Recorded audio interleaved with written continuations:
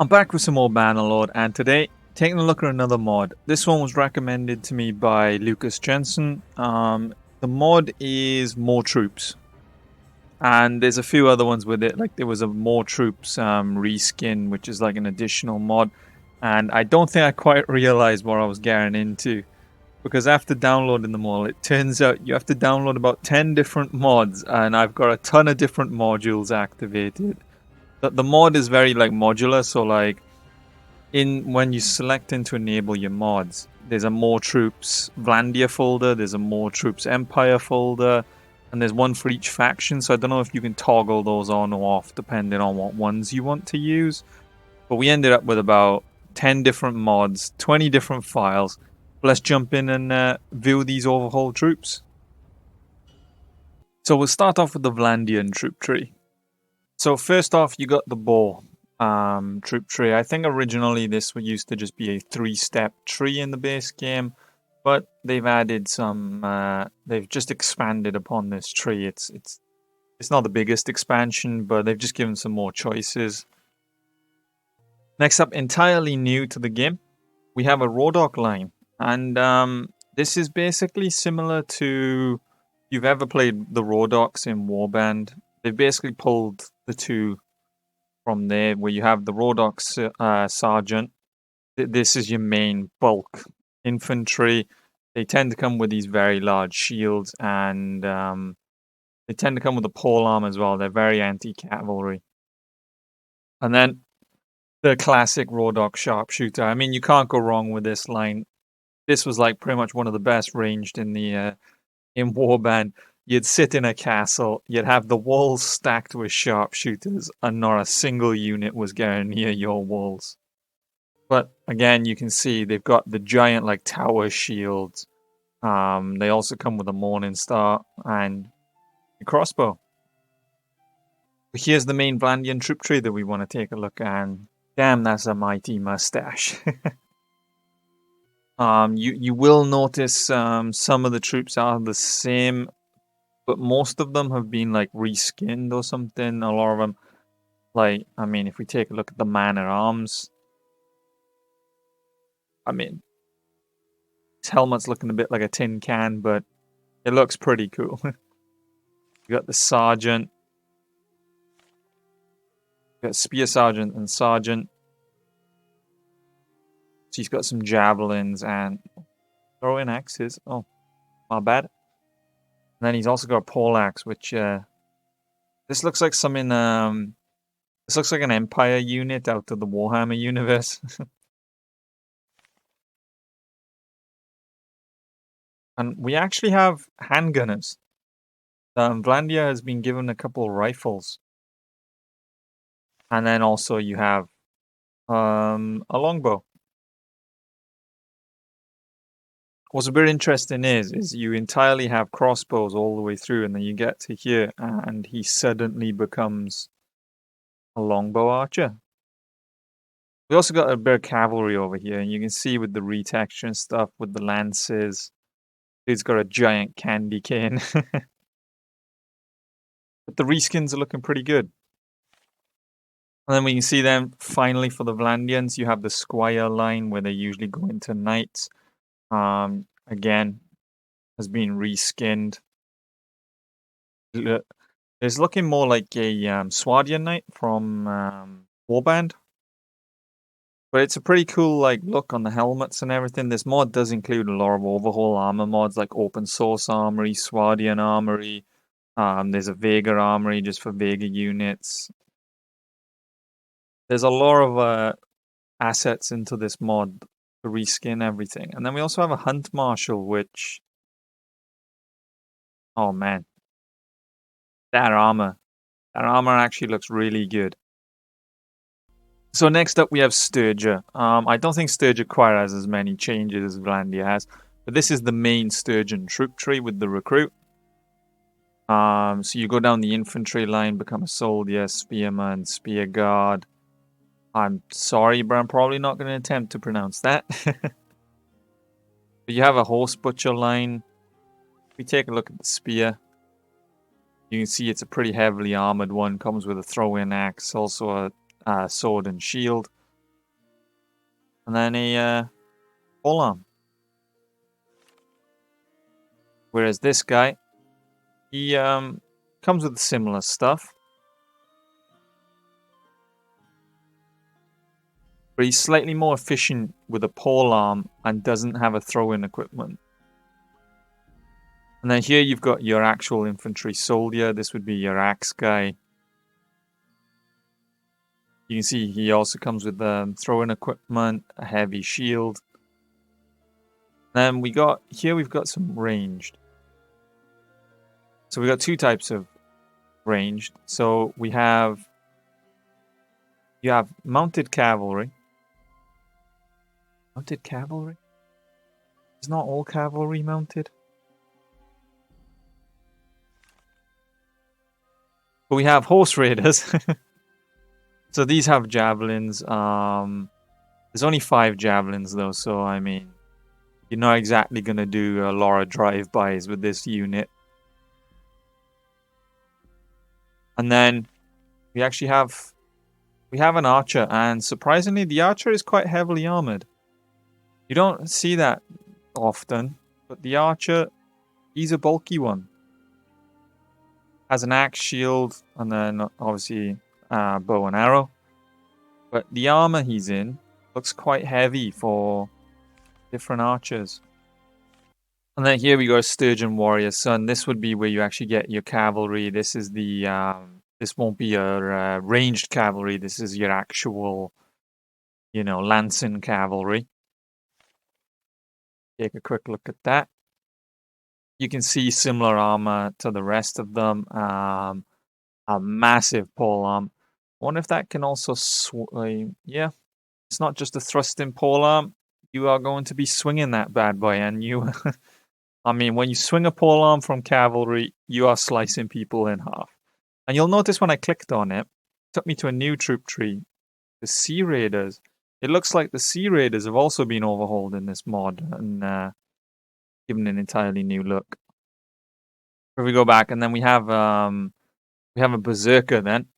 Typical looking berserker, although the base skin looks a bit fluffy. But again, comes with a massive 2-handed weapon, really heavy armor, and also some throwing axes. Okay, next up we got the Kazette, and again, following a similar pattern to the others, we got more unit varieties, and all of them have pretty much been reskinned in some variation. Like this guy over here, we got the actual face masks, helmets. But again, you have an infantry line, which is very interesting that you have to become a ranged guy or like a semi-ranged guy into infantry, or you can stay ranged, and then you got all your different cavalry here. Here we actually have these Grand Route Travelers. This is an interesting troop. I've not seen this before. But it looks like they're entirely crossbowmen. You get to this guy, and he's quite bulky. Got pretty heavy armor. Has a cape, a crossbow, and a glaive. And then this is the Kazette Noble Tree, where you get the really heavy cavalry. And it's pretty much the infantry guy we saw, but on a horse. And then you have the other one, which would be the ranged guy. So next up, we got the Imperial troop tree. I don't think too much has really changed in this troop tree. I think they've just been given a new like elite units and stuff, but the armors and everything is quite consistent with what they already had and stuff. But you can see there's a polearm unit, a one-handed unit. We have some cavalry here. Got some legionaries. You got your ranged. You also have a mounted archer. But yeah, the Imperial troop tree's quite straightforward. And then we have the Vigla recruit, which is like the noble line. And then yeah, you can become a really heavy cavalry unit. That's kitted out with a pretty large lance. Obviously, being a lance, it's only thrustable, not swinging. And then just a sword and shield. And then very heavy armor, as you'd imagine.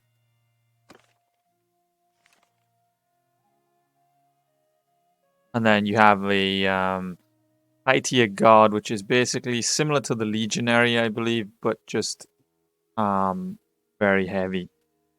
So next up we have the battalion troop tree, and well, what are the odds? As the same with all other troop trees, this has basically got an extra unit or two, with a little bit of a reskinning sort of thing.